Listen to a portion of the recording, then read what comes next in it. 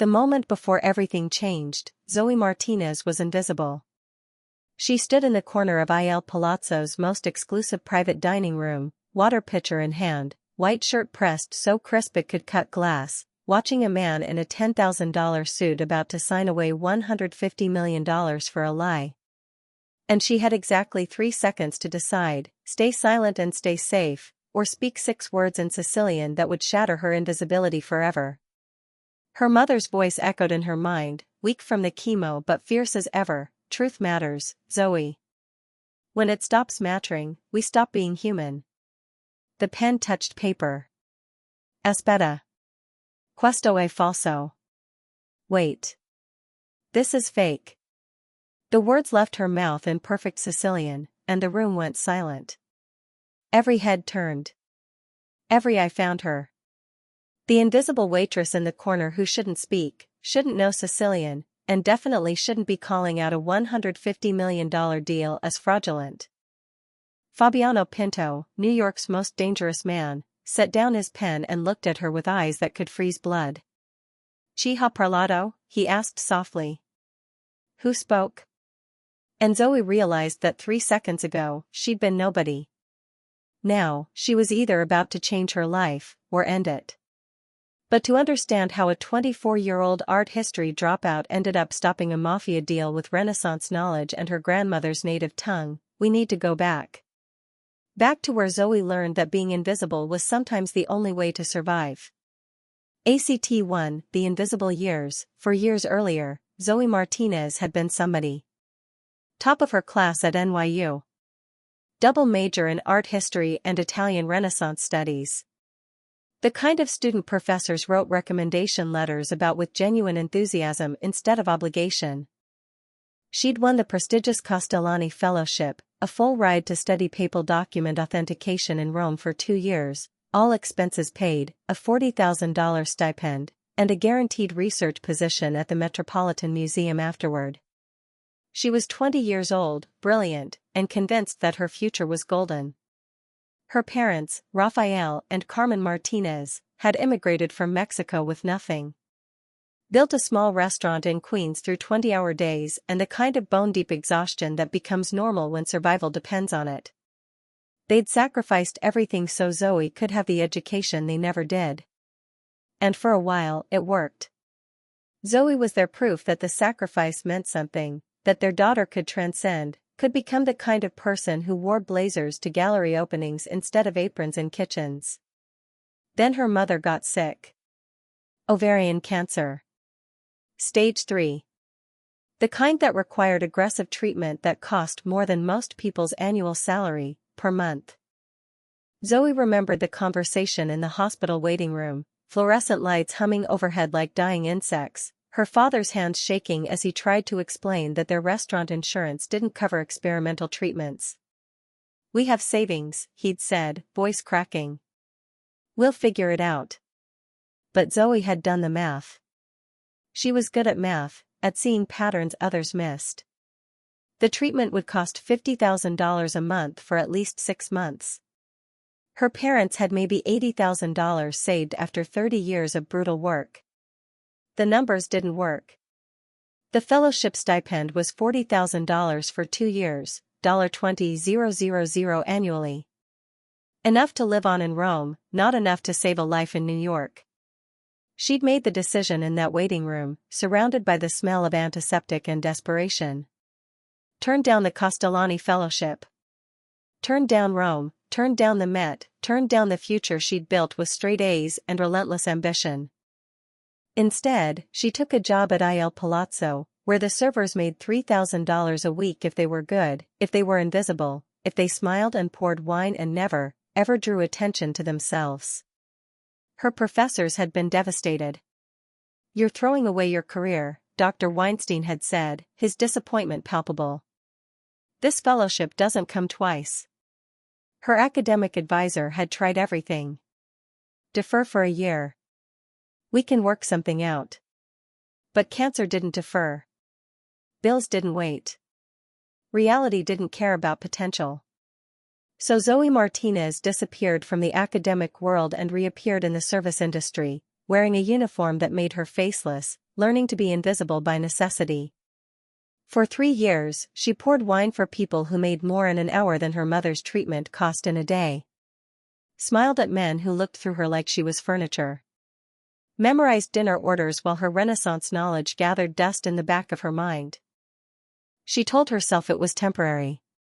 That once her mother recovered, she'd go back, reclaim her future, become who she was supposed to be. But 3 years is a long time to be invisible. Long enough that you start to forget you were ever seen. ACT 2, the breaking point. The thing about being invisible is that you see everything. Zoey learned this quickly at Il Palazzo. When people think you're not really there, just a servant, just background, they say things. Do things. Reveal themselves in ways they'd never risk in front of someone who mattered. She'd served senators negotiating backroom deals. Watched Wall Street traders celebrate insider trading wins. Listened to married men proposition their assistants while their wives were at home with their children. And she'd learned to keep her face blank, her expression pleasant, her presence erased. It was a skill. Being nobody. It required practice, discipline, the ability to turn off the part of your brain that wanted to speak, to correct, to matter. But here's the thing they don't tell you about invisibility. It doesn't just make you invisible to others. Eventually, you become invisible to yourself. 3 years in, Zoey barely recognized herself. The brilliant student who'd read papal bulls in original Latin for fun was gone. Replaced by someone who knew wine pairings and which fork went where and how to vanish the moment a guest's glass was full. Her mother was stable. The treatments were working, slowly but surely. Carmen's hair was growing back. Her energy was returning. The crisis that had swallowed Zoey's future was receding. But Zoey couldn't seem to remember who she'd been before. Couldn't find her way back to the person who'd believed she mattered. Until the night everything changed. ACT 3, the document. November rain in Manhattan was theatrical, the kind that made the city look like a film noir set, all shadows and reflections and possibility. Zoey was working the third-floor private suites that night, the exclusive rooms where Il Palazzo hosted its most important guests. The ones who paid $10,000 just for the room rental, before food and wine. Mr. Benedetti, the general manager, had been uncharacteristically stern. Private suite, 7 p.m. Fabiano Pinto does not tolerate mistakes.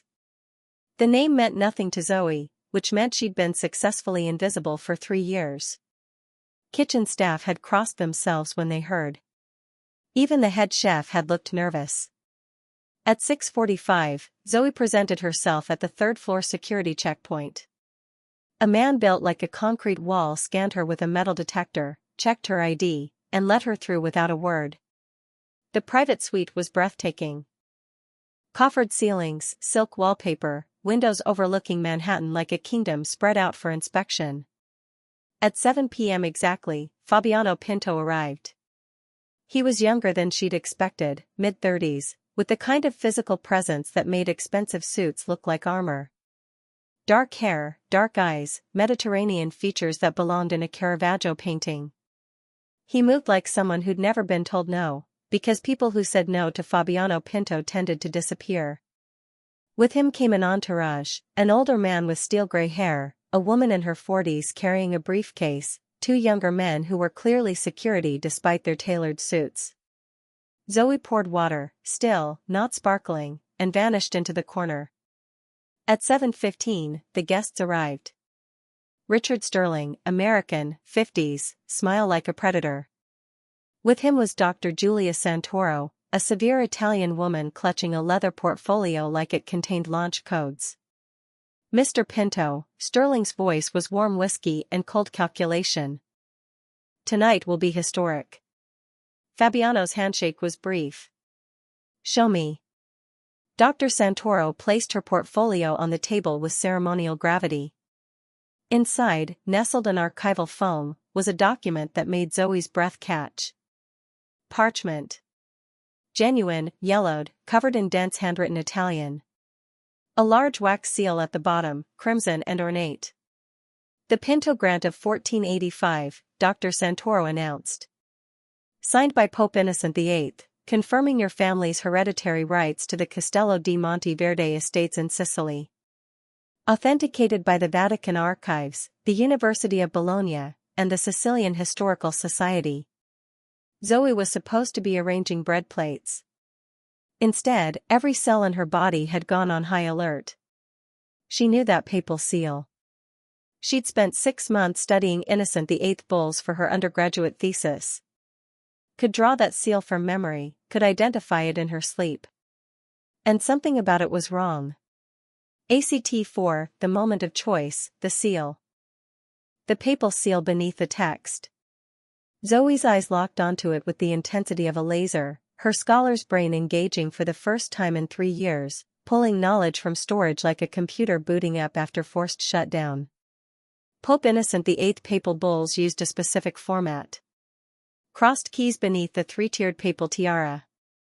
The gold key always faced dexter, right from the viewer's perspective. Standard heraldic protocol, consistent across hundreds of documents, never varied. This seal showed the gold key facing sinister. Left. It was microscopic. The kind of detail even experts might miss if they weren't specifically trained in late 15th century papal heraldry. The kind of mistake that happened when forgers worked from photographs without understanding the symbolic language beneath the image. Someone had taken a genuine 15th century blank document, probably a minor church record, worthless on its own, and added fraudulent text claiming massive land rights. Then sealed it with a technically correct but symbolically wrong seal. It was brilliant. Nearly perfect. A $150 million lie built on authentic materials. And Fabiano Pinto was about to sign papers transferring that money for a fake. Zoey's heart hammered. Her hands trembled. The water pitcher felt impossibly heavy. Every instinct screamed at her to stay quiet. You've been invisible for 3 years. You're 3 weeks away from your mother's final clear scan. You make $3,000 a week here. Don't risk it. Don't speak. Stay safe. But her mother's voice, from 3 years of sitting beside her hospital bed, truth matters, Zoey. When it stops mattering, we stop being human. And her own voice, buried beneath 3 years of invisibility, screaming, if you stay silent now, you'll disappear completely. You'll become the ghost you've been pretending to be. Fabiano uncapped his pen. Heavy, gold, the kind that signed treaties. Sterling slid the papers forward. Once you sign and transfer the funds, the document is legally yours. The pen hovered over paper. Zoey had 3 seconds to decide who she was going to be. The invisible waitress who kept her head down. Or the scholar who couldn't watch a masterpiece fraud happen without speaking. The pen touched paper. Aspetta un momento. Wait a moment. Her voice was barely a whisper, but in that room's silence, it was a gunshot. ACT 5 being seen, everyone turned. Security hands moved toward jackets. Sterling's smile froze. Dr. Santoro looked confused. And Fabiano Pinto, very slowly, put down the pen and turned to look at her. His expression was unreadable. His voice was soft, dangerous. Chi ha parlato? Who spoke? Nobody moved. Nobody breathed. Zoey's legs had turned to water. Her hands were shaking. Every instinct screamed at her to stay quiet, to let someone else take the blame, to disappear back into safety. But she'd already jumped. Might as well enjoy the fall. I did, she said, her voice embarrassingly unsteady. Sir. Fabiano turned in his chair slowly, deliberately, like a gun turret tracking a target. His eyes found hers across the table, and Zoey felt like she was being examined under a microscope, or possibly through a rifle scope. Repeat. Zoey swallowed, her throat desert dry. I said, she switched to Sicilian, the dialect her grandmother had taught her, the language of truth, un falso. It's a fake. The room exploded. Sterling lunged forward. "This is outrageous, Mr. Pinto, silenzio." Fabiano's voice cut through the noise like a blade. Everyone shut up instantly. His eyes never left Zoe's face. "Spiega. Explain." Zoe's brain was screaming at her in several languages. She was 3 years into making enough money to save her mother. 3 years into having stability, safety, survival. And she was about to either save Fabiano $150 million or get herself killed. "The seal," she said, gesturing with the water pitcher because apparently her body had decided props would make this less insane. Pope Innocent VIII papal bulls used a specific heraldic format. Crossed keys beneath the tiara. The gold key always faces dexter, right from the viewer's perspective. Standard protocol, never varied. She took a breath. "Your seal shows the gold key facing sinister. Left. It's a real seal, probably period correct, but it's diocesan, not papal. Someone took a genuine blank document, added fraudulent text, and sealed it with the wrong seal. The silence could have shattered diamonds." Sterling found his voice first. "This is absurd." "Dr. Santoro is one of the world's leading Italian document experts," Zoe interrupted, her terror transmuting into something that felt dangerously close to confidence. "But not specifically papal heraldry. It's a subspecialty. The vellum might be real, the ink might be period accurate, but the seal is wrong. It's what someone would create if they learned from photographs, not from studying actual papal authentication protocols." Fabiano's expression didn't change, but something flickered in his eyes. Recognition, maybe. Or respect. He turned to Dr. Santoro. "Is she right?" The doctor's hands trembled as she examined the seal more closely. Finally, barely audible, "The gold key, faces left." The temperature dropped 10 degrees. Fabiano set down the document gently. He turned to Sterling, and his voice was arctic. "Take your document, take your expert, and get out of my building before I decide that attempted fraud deserves a more permanent response than embarrassment." Sterling and Santoro scrambled for the portfolio like people granted unexpected clemency. The bodyguards escorted them out with gentle brutality. The doors closed. The suite was suddenly, devastatingly quiet. Fabiano turned his chair to face Zoe fully. "So," he said conversationally, "you just cost me a $150 million deal." "I just saved you from a $150 million fraud," Zoe corrected, then immediately regretted it. "Shut up, Zoe. Shut up." His lips twitched. Not quite a smile, but close. "You interrupted a business negotiation. I corrected a historical error. You humiliated an expert. She humiliated herself by not doing her homework." Fabiano stood, and Zoe's survival instincts finally woke up and started screaming. He walked toward her with casual grace, the movement of someone who'd never had to hurry because obstacles removed themselves.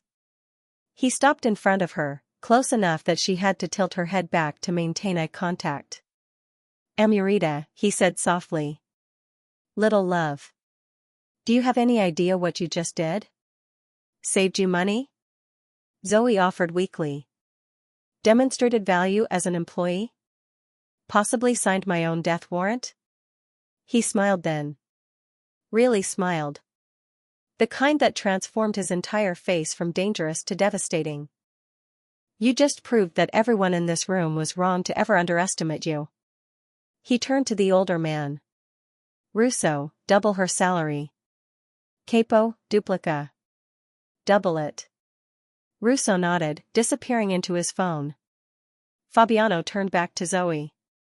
"You have a gift for making powerful men look foolish. Is that going to get me killed?" "Eventually, probably." His smile was sharp. "But not by me. By me, you're getting promoted." Zoe's legs finally gave up. She sat down heavily in the nearest chair. "Grazie a Dio," she muttered. "Thank God." "Don't thank God yet," Fabiano said. Thank him when we find whoever's creating these forgeries. Because tomorrow, we're going hunting. And Zoey realized that stopping time was easy. Living with the consequences was going to be the hard part. Act 6, The Aftermath. What happened next changed everything, but not in the ways Zoey expected. She thought speaking up would cost her everything. Instead, it gave her back herself. Fabiano hired her officially the next day, not as a waitress, but as an authenticator. Private collections consultant, the business card read, in elegant serif font that made her academic credentials feel suddenly relevant again. The salary was obscene. 6 figures, full medical coverage for her mother, benefits that included things like personal security and legal protection, which should have been warning signs but mostly just felt surreal. For the first month, Zoey spent 12-hour days reviewing Fabiano's collection, examining every document, every painting, every artifact he'd acquired over the last decade. She found 42 forgeries. Some so sophisticated it took days to spot the flaws. 7 more authentic pieces that had been altered, their provenance enhanced by careful fraud. Total loss, $73 million. Total prevented from future fraud, incalculable. And somewhere in those long days spent in climate-controlled rooms examining Renaissance documents under magnification, surrounded by beauty and lies, Zoey found herself again. The scholar who'd been buried beneath 3 years of invisibility started emerging. Carefully at first, like a plant after winter, then with increasing confidence. She started reading academic journals again. Started corresponding with former professors, carefully, explaining her absence as private family matters rather than "I've been serving wine to criminals." Dr. Weinstein wrote back immediately. "Your thesis on papal forgery techniques is still being cited. Come back, Zoey. There's still time." But Zoey wasn't sure she wanted to go back. Because here's what she'd learned in 3 years of invisibility, then sudden, terrifying visibility. The academic world had valued her brain but ignored her reality. They'd wanted her brilliance but had no room for her humanity, for a daughter who chose her dying mother over prestigious fellowships. Fabiano's world was criminal, yes. Dangerous, absolutely. But it valued loyalty. It understood sacrifice. It respected the choice she'd made, even if it didn't understand why anyone would make it. "Your mother was sick," Fabiano had said one night, reviewing authentication reports in his Tribeca office. "You walked away from everything to save her. That's not weakness.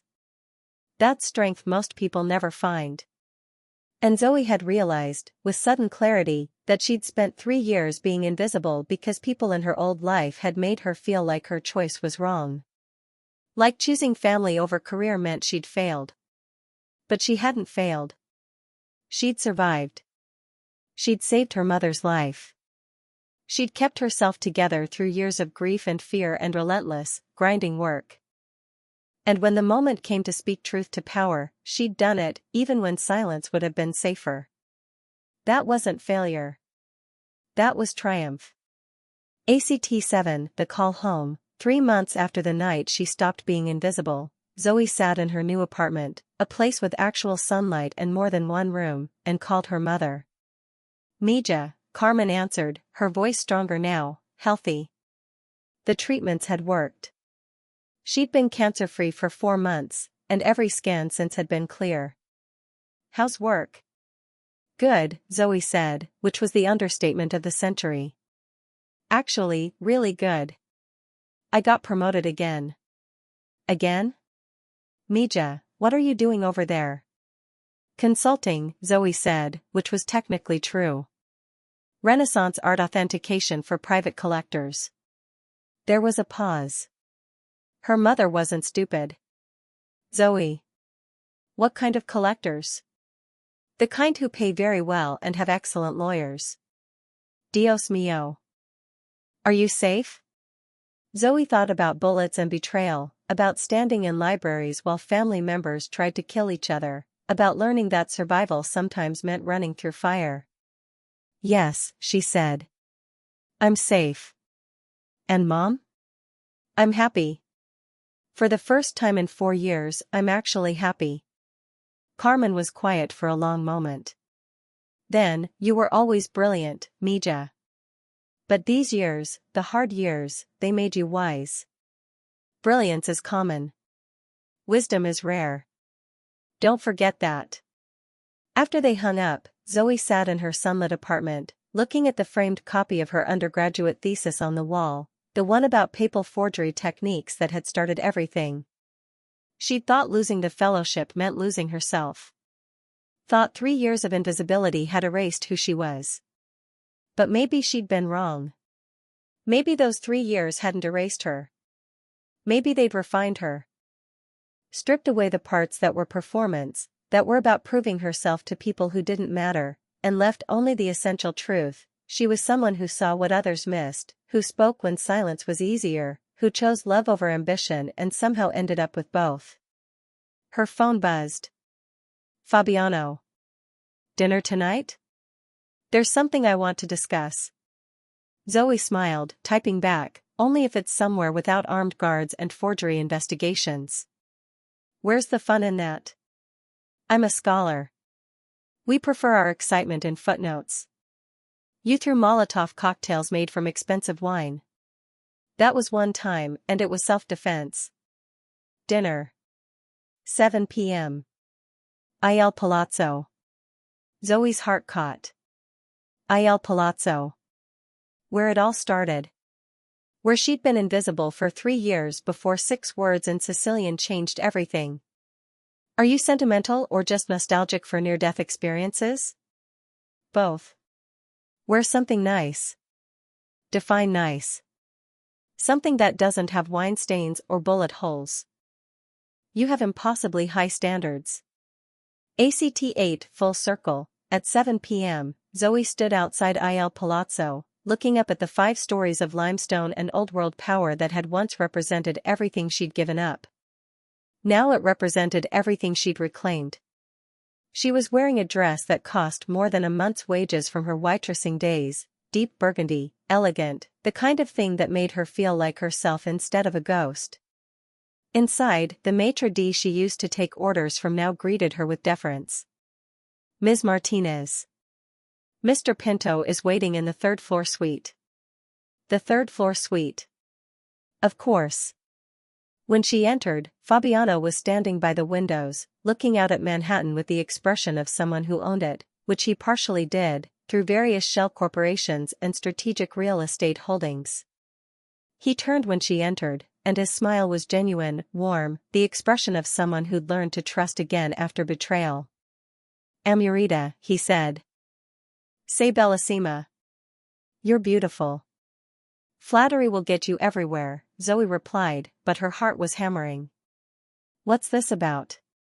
He gestured to the table. It was set for 2, elegant, intimate. But beside the wine glasses was a leather portfolio. Zoey's scholar instincts kicked in immediately. Is that what I think it is? Depends on what you think it is. She crossed to the table, opened the portfolio carefully. Inside was a document that made her breath catch.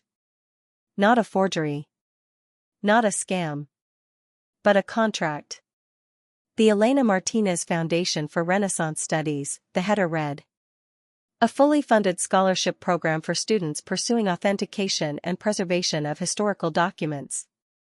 Focusing specifically on supporting students who've made sacrifices for family, who've taken non-traditional paths, who've proven that brilliance exists outside institutional walls. Director position, Dr. Zoey Martinez. Salary, obscene number. Endowment, $50 million. Zoey looked up at Fabiano, tears blurring her vision. What is this? Your mother's name. Your vision. Your chance to make sure other brilliant students don't have to choose between family and future. He stepped closer. You saved me, Zoey. Multiple times. From fraud, from betrayal, from becoming the kind of man my father was, hard and closed and alone. He took her hands in his. Let me save you back. Not from anything, because you don't need saving. But for something. For the future you deserve. The one where you get to be brilliant and human. Scholar and daughter. Visible and safe. Fabiano, her voice broke. You told me once that truth matters more than safety. You were right. But you know what else matters? His thumb brushed her cheek, catching tears. You matter.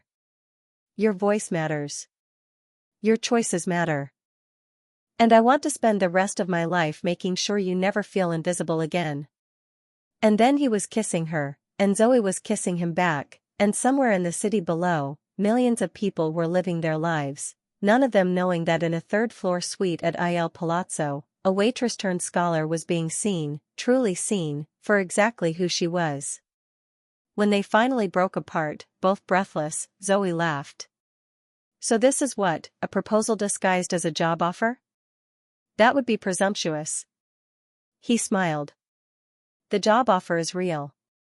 The proposal comes later. How much later? Depends. Say yes to the foundation first. That's emotional manipulation. It's strategic negotiation. I love you, Zoey said, the words easy and true. I love you too, Amurita. He pulled her close. Does that mean yes? To the foundation or to whatever presumptuous proposal is coming? Both. Zoey looked at the contract, at the foundation bearing her mother's name, at the future spreading out before her like Manhattan's lights through the windows, glittering, vast, full of possibility. She thought about the girl who'd turned down Rome to save her mother. The woman who'd spent 3 years invisible. The scholar who'd risked everything to speak truth to power. All of them were her. All of them had led here. Yes, she said. To all of it. To being seen, to being loved, to building something that matters. To truth, Fabiano added, raising his wine glass. To truth, Zoey echoed. And to the invisible ones who find their voices. They drank, and through the windows, the city sparkled like scattered diamonds, like promises kept, like futures reclaimed. Because Zoey Martinez had learned the most important truth of all, invisibility was never about others not seeing you. It was about whether you could still see yourself. And she could. Finally, clearly, completely. She was seen. She was loved. She was home. Epilogue. 6 months later, the Elena Martinez Foundation opened on a Tuesday in May, with sunshine and speeches and students whose faces reminded Zoey of herself at 20, brilliant, hopeful, terrified of losing everything. Carmen was there, healthy and crying, watching her daughter cut the ribbon on a future she'd made possible by surviving. Fabiano was there, one hand on Zoey's waist, the other holding the speech she'd written and rewritten a dozen times. And Zoey stood at the podium, looking out at faces, young women mostly, but not exclusively, who'd been told their circumstances meant they couldn't have their dreams. I was 20 when I turned down the most prestigious fellowship in my field, she began, her voice steady. I made that choice because my mother was dying, and I had to choose between my future and hers. The academic world told me I was throwing my life away. That I'd never recover from taking that path. She paused, finding her mother in the crowd. They were wrong. I didn't throw my life away. I built a different one. One where I learned that brilliance without humanity is worthless. Where I discovered that the most important truths are the ones we speak when silence is easier. Where I found that being invisible teaches you how to see everything. Her eyes found Fabiano, and she smiled. This foundation exists for everyone who's been told they have to choose. Between family and career. Between survival and dreams. Between being human and being exceptional. You don't, Zoey said firmly. You can be both. You can take the hard path and still arrive somewhere beautiful. You can be invisible for a while and still find your voice. You can save your family and still save yourself. The applause was thunderous, but Zoey barely heard it. She was looking at the young woman in the third row, 21 years old according to her application, working 3 jobs while caring for a sick father, brilliant grades despite impossible circumstances. After the ceremony, the young woman approached, nervous. Ms. Martinez? I just wanted to say, I applied for 12 scholarships this year. Yours is the only one that didn't ask why I took time off. That didn't make me explain my family situation like it was a failure. Zoey took her hand. Because it's not a failure. It's a choice. And choosing the people you love doesn't make you less worthy of your dreams. It makes you exactly the kind of scholar the world needs. The young woman's eyes filled with tears. Thank you. For seeing us. After she left, Fabiano appeared beside Zoey, slipping his arm around her waist. That was quite a speech. I meant every word. I know you did. He turned her to face him, and his expression was serious, vulnerable. Which is why I'm asking now. Asking what? He dropped to one knee, right there in the foundation lobby, with students and donors and her crying mother watching. Amurita, he said softly. You taught me that truth matters more than power. That being seen matters more than being safe. That love is choosing someone every day, even when it's inconvenient, even when it's hard, even when it means risking everything. He pulled out a ring, antique, probably Renaissance era, definitely authentic because Zoey would have spotted a fake from across the room. Marry me. Not because it makes sense, not because it's strategic, but because I love you. Because you're the bravest person I know. Because you make me want to be better than the man I was raised to be. Zoey looked at him, this dangerous, complicated man who'd learned to trust because she'd been brave enough to speak. This person who'd given her back herself when she'd forgotten who she was. Yes, she said simply. Obviously yes. He stood, slipping the ring on her finger, and kissed her while their entire world applauded. And Zoey Martinez, who'd once been invisible by necessity, was now seen by choice, loved fiercely, living fully, exactly as she was meant to be. Because the truth was simple, you didn't have to choose between being strong and being human, between brilliance and sacrifice, between career and family. You could be all of it. Messy, complicated, imperfect, and absolutely extraordinary. All you had to do was refuse to stay invisible. All you had to do was speak.